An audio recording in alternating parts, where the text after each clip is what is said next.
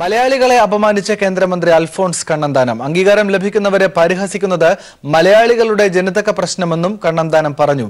ഈ ജനിതക പ്രശ്നം ഉള്ളതുകൊണ്ടാണ് പത്മഭൂഷൺ ജേതാവായ നമ്പി നാരായണനെ സെൻകുമാർ വിമർശിച്ചതെന്നും അദ്ദേഹം പറഞ്ഞു. എന്റെ കാഴ്ചപ്പാട് നല്ല കാര്യങ്ങളൊക്കെ കേരളത്തിൽ വരുമ്പോൾ ഇത് മലയാളിക്ക് കിട്ടിയതാ. നമ്മളെല്ലാം കൊണ്ട് ആഘോഷിക്കേണ്ട കാര്യങ്ങളാണ്. നമ്മൾ ഇതിനെപ്പറ്റി ഇനിയിപ്പോൾ വ്യാഖ്യാനങ്ങളിലേക്കൊന്നും പോകേണ്ട കാര്യമില്ല. നല്ല കാര്യം എവിടെ നിന്നാലും ഏത് മലയാളിക്ക് സംഭവിച്ചാലും അതെല്ലാം നമ്മൾ ഒരുമിച്ച് ആഘോഷിക്കേണ്ട കാര്യങ്ങളാണ്. പക്ഷെ നമുക്കൊരു ചെറിയ പ്രശ്നമുണ്ട് ഇവിടെ. എന്തെങ്കിലും നല്ലത് മലയാളിക്ക് കിട്ടിയാൽ അതിനെ പാറ വെക്കാൻ ഏറ്റവും മുമ്പിൽ നിൽക്കുന്ന മലയാളി തന്നെയാണ്. അങ്ങനെ നമുക്ക് മാനസികമായ ചെറിയൊരു DNA പ്രശ്നമുണ്ട്. നമുക്ക് എന്തെങ്കിലും നല്ലത് മലയാളിക്ക് കിട്ടിയാൽ അതിനെ പാറ വെക്കാൻ ഏറ്റവും മുമ്പിൽ നിൽക്കുന്ന മലയാളി തന്നെയാണ്. അങ്ങനെ നമുക്ക് മാനസികമായ ചെറിയൊരു DNA പ്രശ്നമുണ്ട് നമുക്ക്. സെൻകുമാറിന്റെ പ്രസ്താവനയിൽ വിവാദങ്ങൾക്ക് ഇല്ലെന്ന് ഉമ്മൻചാണ്ടി. നമ്പി നാരായണന് കേന്ദ്ര സർക്കാർ നൽകിയ അംഗീകാരമല്ലേ പത്മഭൂഷൺ എന്നും ഉമ്മൻചാണ്ടി ചോദിച്ചു. ഇന്നലെ സെൻകുമാർ ഈ നമ്പി നാരായണനെതിരെ പറഞ്ഞ വലിയ ആരോപണങ്ങളുണ്ടല്ലോ, അതിനെ എങ്ങനെയാണ് കാണുന്നത്? യാതൊരു ബന്ധവുമില്ല. കേസുമായിട്ടൊക്കെ ബന്ധമുള്ള സംഭവമാണ്. പത്മഭൂഷൺ കിട്ടിയ ആളെ ഇങ്ങനെ അപമാനിക്കുന്ന പത്മഭൂഷൺ കൊടുത്തതുമായി ബന്ധപ്പെട്ട് അത് ഒരു വിവാദമാക്കേണ്ട കാര്യമുണ്ടോ? സാർ എന്താണ് അങ്ങനെ കാണുന്നത്? കേന്ദ്ര ഗവൺമെന്റ് നൽകിയ ഒരു അംഗീകാരമല്ലേ? അതിനെ സെൻകുമാറിന്റെ പ്രസ്താവന എങ്ങനെയാണ് സാർ കാണുന്നത്? അല്ല, അതൊരു വിവാദമാക്കേണ്ട ആവശ്യമുണ്ട് സാർ. ആക്ഷേപങ്ങൾ ശ്രദ്ധിച്ചിരുന്നു സാറേ. നമ്പി നാരായണനെതിരായ സെൻകുമാറിന്റെ പ്രസ്താവന മാന്യതയില്ലാത്തതാണെന്ന് സ്പീക്കർ പി ശ്രീരാമകൃഷ്ണൻ. അവാർഡിന്റെ യുക്തി അത് നിശ്ചയിക്കുന്ന കമ്മിറ്റികളുടെ താൽപര്യമാണ്. അത് അംഗീകരിക്കാതെ കുറ്റപ്പെടുത്തുന്നത് അപഹാസ്യമാണെന്നും സ്പീക്കർ പ്രതികരിച്ചു. എന്ത് യുക്തിയുടെ അടിസ്ഥാനത്താണ് കൊടുത്തതെന്നുള്ളതിനെ സംബന്ധിച്ച് അവാർഡ് കൊടുത്തവർക്കൊരു യുക്തിയുണ്ട്. അതിനെക്കുറിച്ച് അന്വേഷിക്കുകയോ മനസ്സിലാക്കുകയോ ചെയ്യാതെ ഒരു അവാർഡ് ലഭിച്ചയാളെ ആ നിമിഷം തന്നെ ആക്ഷേപിക്കാൻ മുതിരുന്നത് എന്തിൻ്റെ പേരിലായാലും അത്ര മാന്യമായൊരു ഇടപാടല്ല. ആ ലോജിക്ക് എന്തായിരുന്നു എന്നുള്ളത് അന്വേഷിക്കുകയോ മനസ്സിലാക്കുകയോ ചെയ്യാതെ അതിനെ സംബന്ധിച്ചൊരു അഭിപ്രായം എടുത്തിയാടി പറയുന്നത് അത് അപഹാസ്യമായൊരു കാര്യം. നമ്പി നാരായണൻ വിഷയത്തിൽ സെൻകുമാർ പറഞ്ഞത് പരമ അബദ്ധമെന്ന് കാനം രാജേന്ദ്രൻ. ന്യായവും യുക്തിയും നോക്കി പരിശോധിക്കുന്നത് ശരിയല്ല.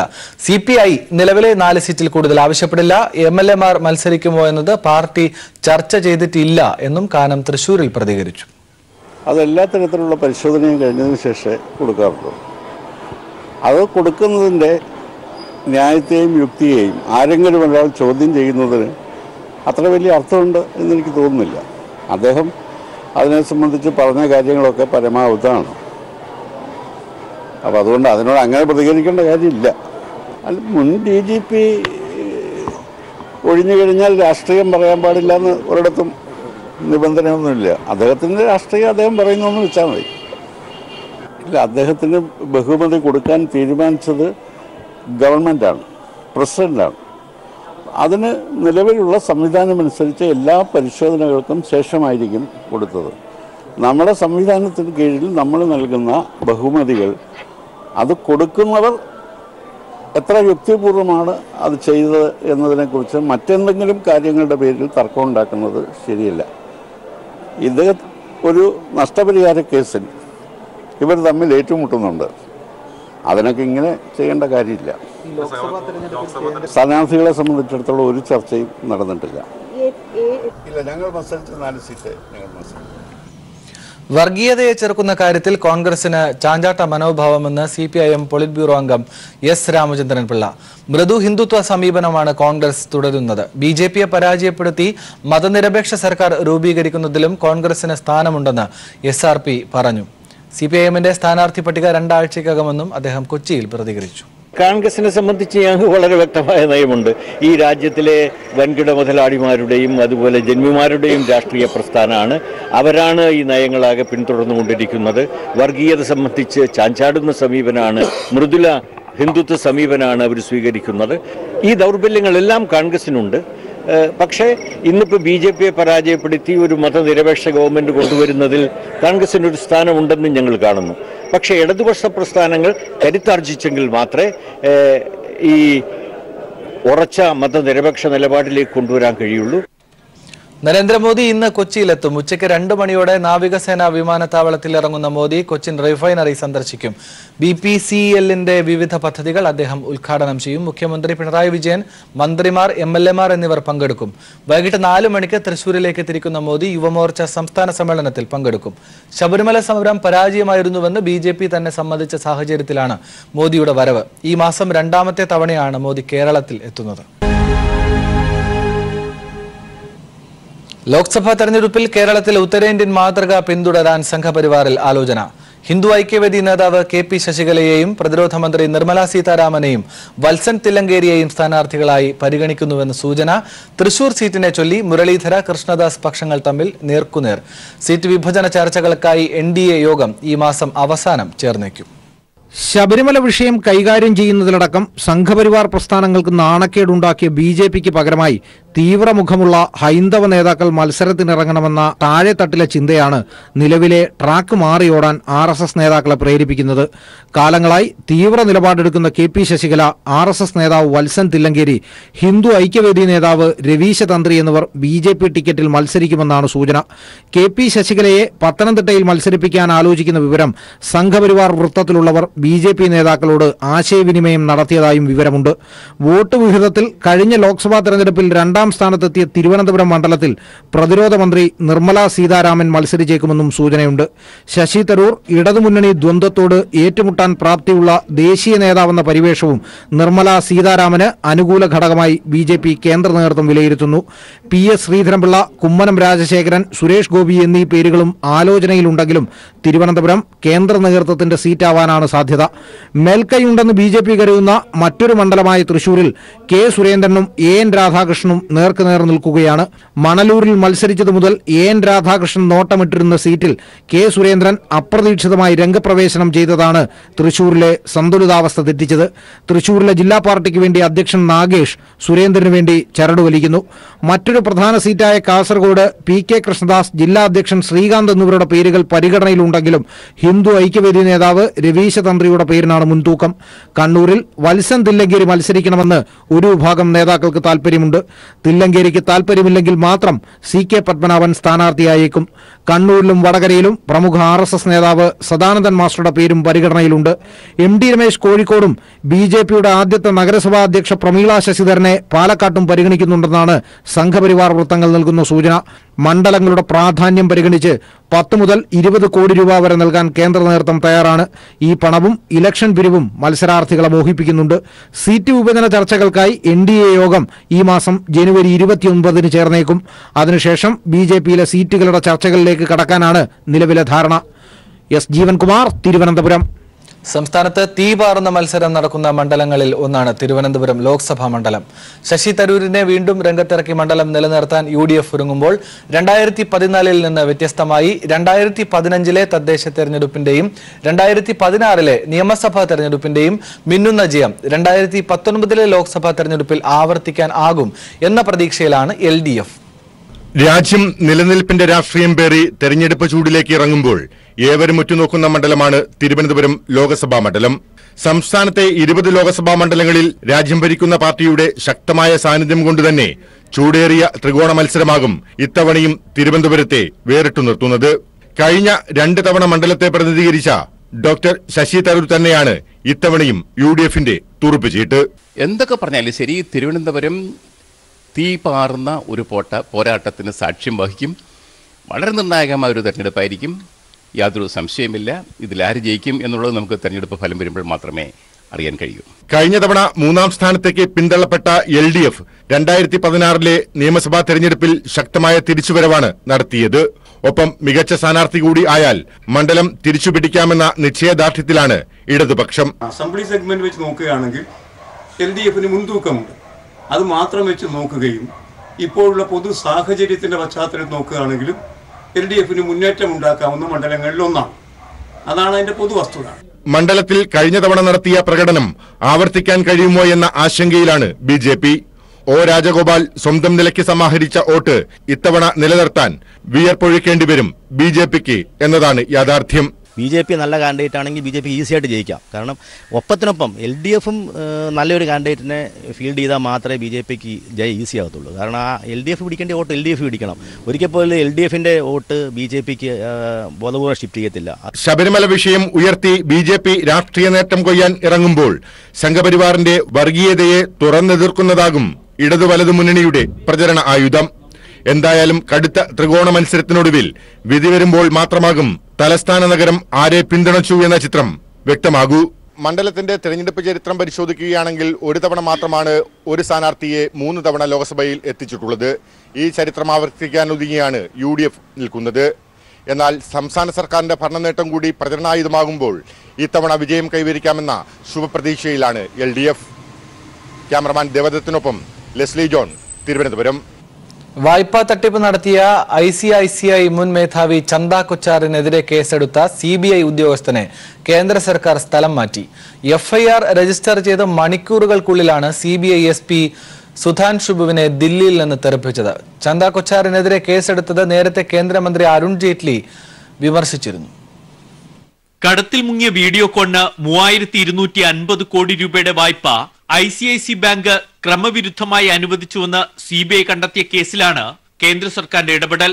വായ്പാ തട്ടിപ്പിനെ കുറിച്ച് അന്വേഷിച്ച് FIR രജിസ്റ്റർ ചെയ്ത ദില്ലിയിലെ CBI ആസ്ഥാനത്തെ banking and securities fraud cell SP മണിക്കൂറുകൾക്കുള്ളിൽ തെറിപ്പിച്ചു. SP സുധാൻഷു ധർ മിശ്രയെ ദില്ലിയിൽ നിന്നും റാഞ്ചിയിലേക്കാണ് മാറ്റിയത്.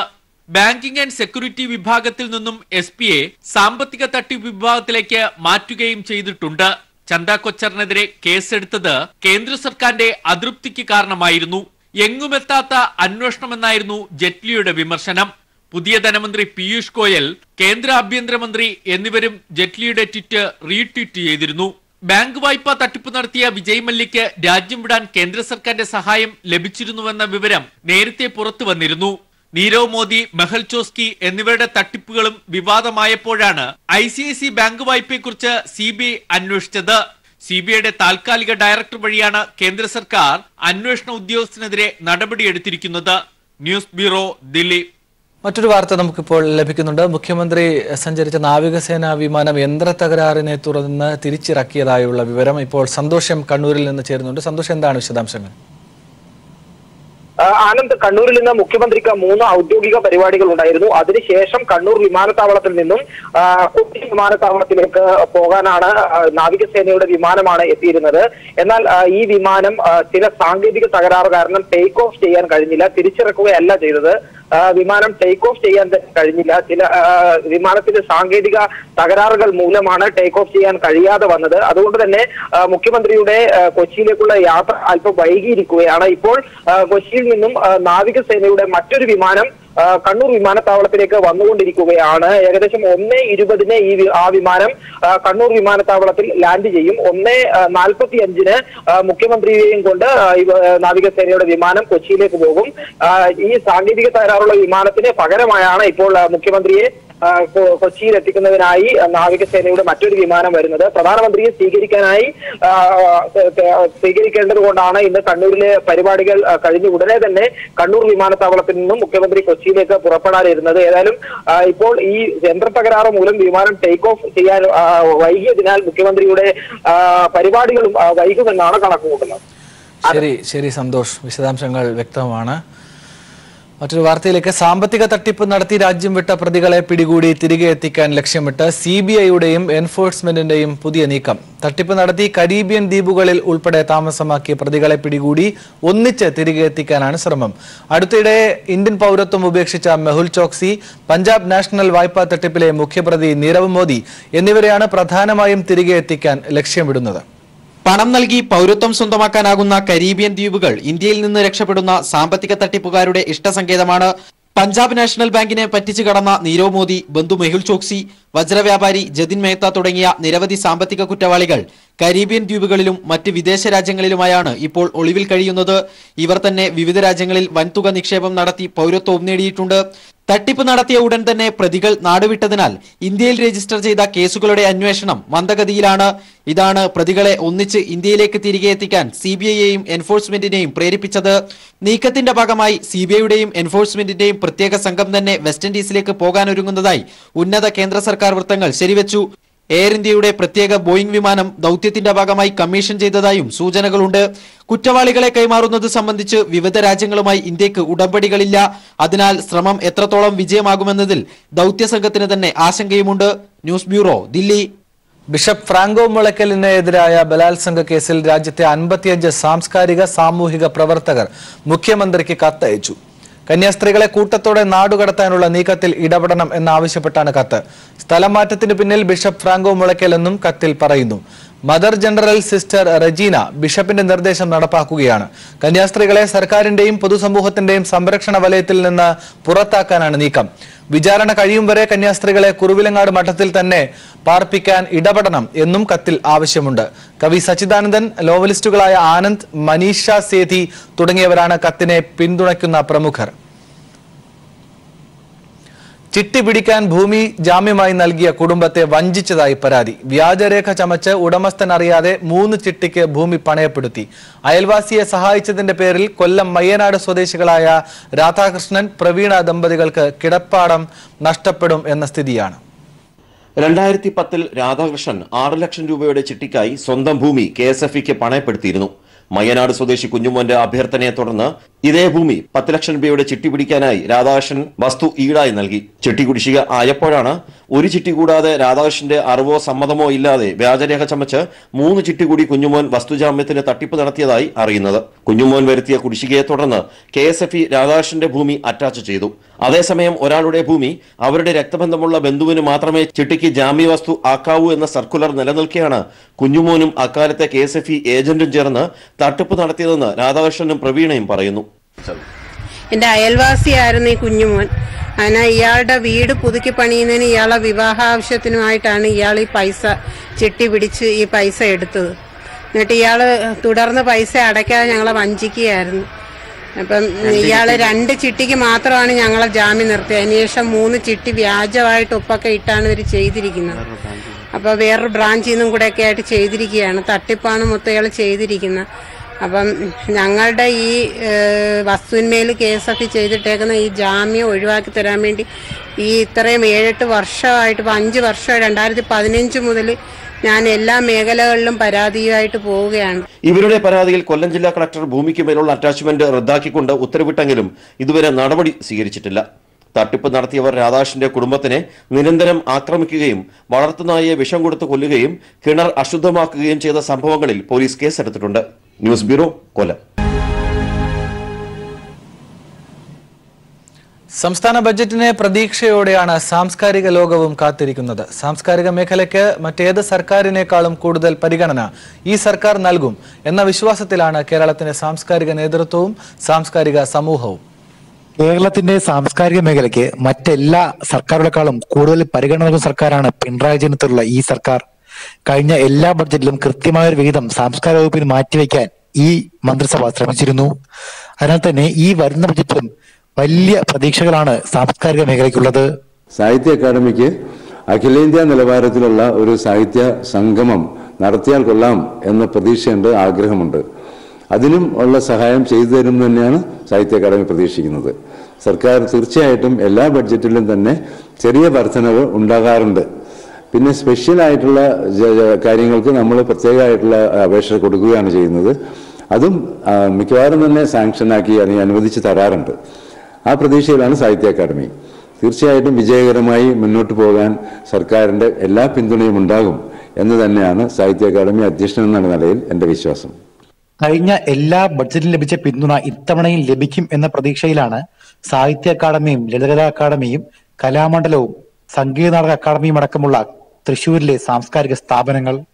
ദേശീയ പുസ്തകോത്സവവും അന്താരാഷ്ട്ര കവിയരങ്ങും അന്താരാഷ്ട്ര തിയേറ്റർ ഫെസ്റ്റിവലെല്ലാം ഇത്തവണയും ഉണ്ടാകും എന്ന ഉറപ്പ് സാംസ്കാരിക മേഖലയ്ക്ക് ഉണ്ടെങ്കിലും പുത്തൻ പദ്ധതികളും സാംസ്കാരിക മേഖല പ്രതീക്ഷിക്കുന്നുണ്ട്. നിലവിലുള്ള നിരവധി സാംസ്കാരിക കേന്ദ്രങ്ങൾക്ക് പുറമെ മറ്റ് പല പദ്ധതികളും ഇത്തവണ ബഡ്ജറ്റിൽ ഉണ്ടാകും എന്ന പ്രതീക്ഷ തൃശ്ശൂരിലെ സാംസ്കാരിക ലോകത്തിനുണ്ട്. സാംസ്കാരിക രംഗത്തിന് ഏറെ പരിഗണന നൽകുന്ന ഒരു സർക്കാരാണ് LDF സർക്കാർ. കഴിഞ്ഞ ബഡ്ജറ്റെല്ലാം തന്നെ കൃത്യമായ പരിഗണന സാംസ്കാരിക ലോകത്തിന് ലഭിക്കുകയും ചെയ്തിരുന്നു. അതിനാൽ തന്നെ ഇത്തവണയും കൃത്യമായ പരിഗണന തൃശ്ശൂരിലെ സാംസ്കാരിക രംഗത്തിന് ലഭിക്കും എന്ന ഒരു പ്രതീക്ഷയിലാണ് തൃശ്ശൂരിലെ സാംസ്കാരിക ലോകം. PP സലീമിനൊപ്പം VS Abhiram.